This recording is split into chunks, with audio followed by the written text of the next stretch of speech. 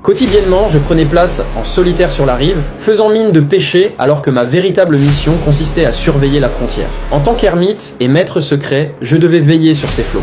D'un simple geste, j'actionnais le mécanisme. Les engrenages s'éveillèrent, suivis par les structures immergées qui surgirent du fleuve. Un réseau de fils mortels se tissa alors instantanément entre de massifs piliers de pierre. 5 assaillants masqués furent piégés sur le champ. Non loin de là, Rubin, le neveu du chef, s'exerçait avec ses camarades quand il surprit des messes basses, affirmant que son niveau était bien inférieur à celui de Johan. Juste au moment où Johan passait, portant une jarre de vin, Rubin, piqué dans son honneur, provoqua un duel. Malgré le refus initial de Johan, la jarre se brisa par accident, déclenchant immédiatement leur combat.